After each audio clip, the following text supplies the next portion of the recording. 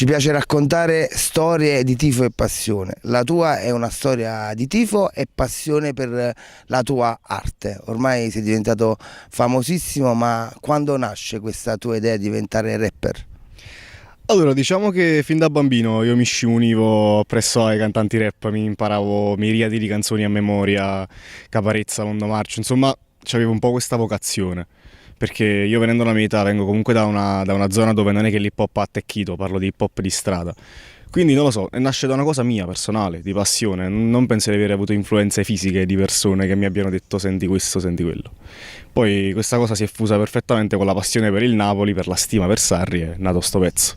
Come Maurizio Sarri ormai è diventato una hit, come si suol dire. Come Maurizio Sarri, la tua è una storia di gavetta.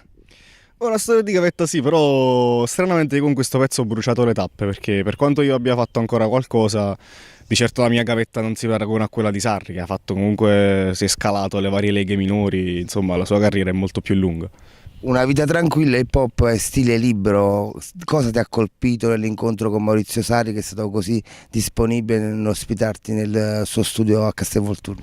Innanzitutto specifichiamo che non è che Sarri mi abbia invitato a Castelvolturno, è stato un amico di Sarri, che è il commendatore Gaetano Mastellone, che sentito il pezzo e sentito che insomma avevo questo desiderio di conoscerlo, ha deciso di portarmi da Sarri.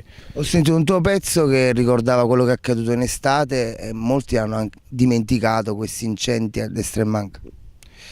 Sì, ho fatto un pezzo che si chiama Fuoco e a dire la verità l'ho fatto addirittura prima, cioè l'ho scritto addirittura prima degli incendi, poi l'ho fatto uscire qualche mese dopo e insomma in questo pezzo io impersono un piromane, è un pezzo un po' controverso perché poi alla fine penso che fare le cose semplici e lineari non stimoli, anche fare diciamo un pezzo così dove parla un piromane, dove si giustifica, può far scattare quell'interruttore nel cervello delle persone e comunque fa discutere, fa parlare, fa ricordare che la nostra terra quest'estate ha bruciato come un fiammifero.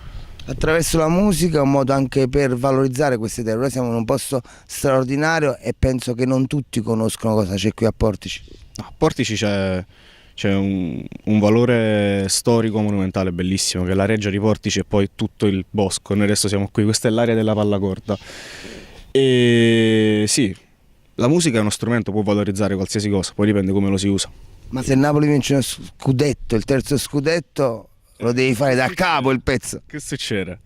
Magari ne facciamo un altro, se succede quello che deve succedere, anzi corna facendo, perché da tifosi scaramanti ci dobbiamo specificare. Penso che succeda il macello, io divento famosissimo e facciamo un altro pezzo, penso. Ma com'è nato? Come Maurizio Sarri. E com'è nato? Sarri mi piace, le cose che mi piacciono mi ispirano e quelle cose che mi ispirano mi fanno scrivere. E quindi è nato il pezzo come Maurizio Sarri. Poi grazie anche agli amici di Sarrismo Gioia e Rivoluzione che sono dei geni, che hanno creato questo immaginario particolare, insomma, mi hanno fatto un bel assist. Come dice Sarri, testa alla prossima, quindi concentriamoci sul ritorno del campionato dopo la sosta. La Juve giocherà col Milan, ma prima c'è il Napoli a Reggio Emilia con il Sassuolo. Può essere una settimana decisiva questa? Ogni settimana può essere decisiva d'ora in poi, questa particolarmente perché noi abbiamo un impegno tra virgolette più semplice, perché poi si sa, il Sassuolo l'anno scorso ci ha fatto fare 2-0-0, no mi pare, ci abbiamo pareggiato 2 volte comunque col Sassuolo l'anno scorso e quindi è una squadra che diciamo ci mette l'energia e ci mette tutto, poi diciamo la Juve ha un incontro difficile, noi ne abbiamo più abbordabile, secondo me può succedere un sorpasso, poi si dovrà vedere.